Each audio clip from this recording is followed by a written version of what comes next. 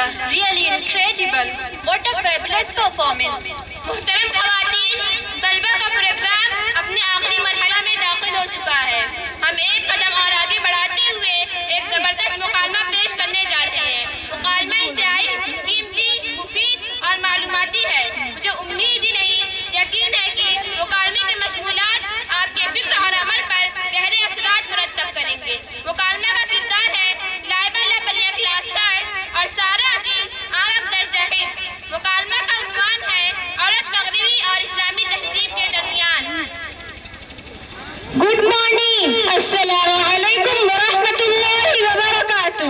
اوہ, میں نے تو ماڈرن زمانے میں ماڈرن انداز سے سلام کیا اور تم نے تو روایتی انداز سے سلام کیا. خیر, کوئی بات نہیں. بہن, کیا میں تمہارا انٹروڈکشن یعنی تعارف جان سکتی ہوں؟ جی ہاں, میرا نام سارہ عقیل ہے, آمد کی رہنے والی ہوں. میں مدرسہ خنسال البنات محمد پور کی طالبہ ہوں. اوہ مائی گاڈ, دیکھو سارہ, یوں تو تم بڑی ہونہار لگتی ہو, مگر مجھے لگتا ہے کہ تم روایتی تعلیم حاصل کر کے اپنی زندگی کو سینکڑوں سال پرانی روایات کے تابع کر دو گی اور پردہ, برقع, چار دیواری, گھر گرہستی میں پھنس کر اپنی زندگی کو بے کیف کر بیٹھو گی.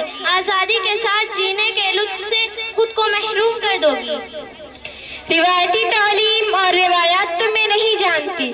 ہاں, میں دین اسلام کو جانتی ہوں, اسلامی تعلیم حاصل کر رہی ہوں.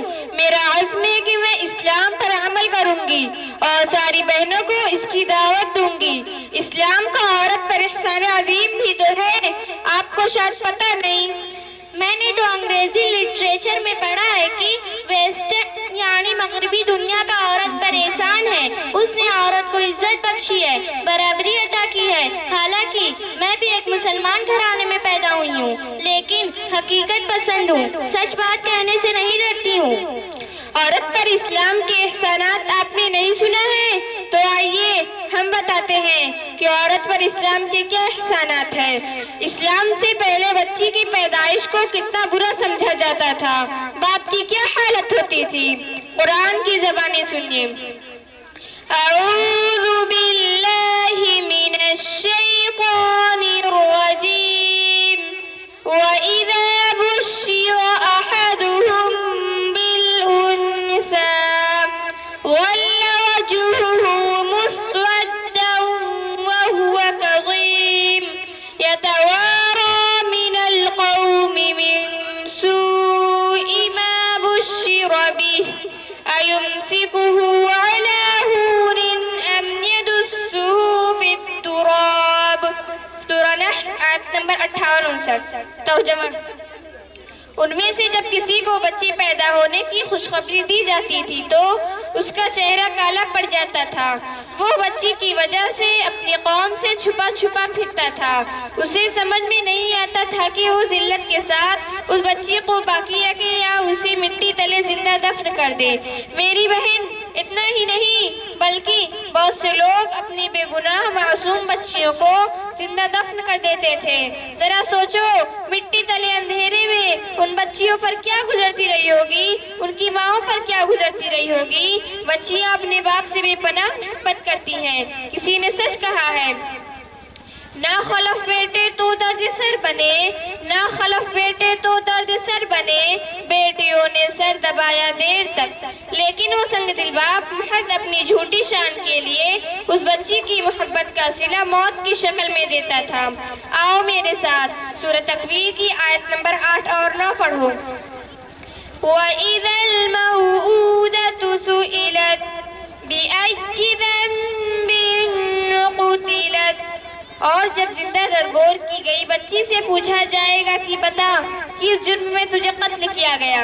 I agree with you, but یہ پردہ, یہ برقع, یہ گھروں میں قید رہنا مجھے پسند نہیں ہے. میں سمجھتی ہوں کہ اسلام میں یہ سب نہیں ہے. یہ مولویوں نے اپنی طرف سے گڑھ لیا ہے, کیونکہ اسلام تو مرد اور عورت میں برابری کا قائل ہے. جیسا کہ میں نے سنا ہے کہ پردہ دل کا ہوتا ہے, نگاہوں کا نہیں. مجھے یہ نعرہ بھی پسند ہے کہ میری زندگی میری مرضی. دیکھو, ناراض نہ ہونا, جو بات تھی میں نے صاف بتا دی. بہن, مجھے نہیں معلوم تھا کہ تم اس مغربی پروپیگنڈے سے اس قدر متاثر ہو چکی ہو کہ جو چیز کتاب و سنت میں موجود ہے، تم اس کے بارے میں ایسا خیال رکھتی ہو؟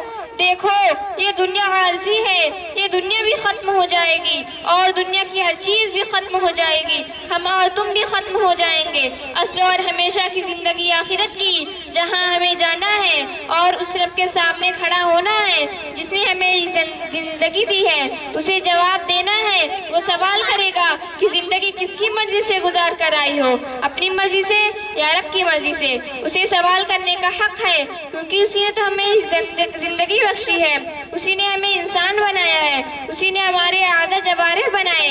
اس لیے یہ نعرہ سراسر فریب ہے کہ میری زندگی میری مرضی۔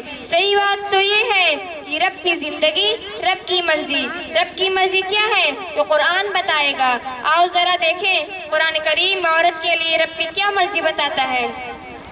سورہ احزاب آیت نمبر 33 میں ارشاد ربانی ہے، وَقَرْنَ فِي بُيُوتِكُنَّ وَلَا تَبَرَّجْنَ تَبَرُّجَ الْجَاهِلِيَّةِ الْأُولَى۔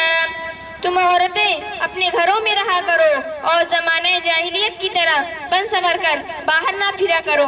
بہن یہ ہے رب کی مرضی۔ اور تم نے کہا کہ یہ برقع، یہ پردہ مولویوں نے گڑ لیا ہے، نہیں نہیں، ہرگز نہیں، یہ بھی رب کی مرضی ہے۔ سورہ احزاب آیت نمبر 59 میں اللہ تعالیٰ کا فرمان ہے، یا ایھا النبی قل لأزواجک وبناتک ونساء المؤمنین یدنین علیہن من جلابیبہن ذلک ادنی ان يعرفن فلا يؤذین وکان اللہ غفورا رحیما۔ ترجمہ، اے نبی تم اپنی بیویوں، بیٹیوں اور مسلمانوں کی عورتوں سے کہہ دو کہ وہ اپنی چادریں اپنے منہ کے آگے جھکا لیا کریں، یہ ہے رب کی مرضی۔ اور تم نے ایک بات بڑی عجیب کہی ہے کہ پردہ دل کا ہوتا ہے، نظر کا نہیں۔ بھلا بتائیے کسی بدقماش، بد کردار، بری نیت والے کے دل میں کیا ہے؟ کون جانتا ہے؟ کون تمہیں کس گندے خیال سے دیکھ رہا ہے؟ اس کے پرکھنے کے لیے کوئی مشین کس کے پاس ہے؟ یہ صرف ایک فریب ہے تاکہ اس کے ذریعے عورتوں کی عفت کے ساتھ کھیلا جائے اور انہیں سامان عاشر بنایا جائے۔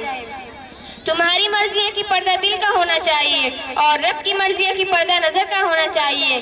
دیکھو سورہ نور کی آیت نمبر 33 اور 31 میں قرآن کیا کہتا ہے، قُل لِّلْمُؤْمِنِينَ يَغُضُّوا مِنْ أَبْصَارِهِمْ وَيَحْفَظُوا فُرُوجَهُمْ ذَلِكَ أَزْكَىٰ لَهُمْ إِنَّ اللَّهَ خَبِيرٌ بِمَا يَصْنَعُونَ۔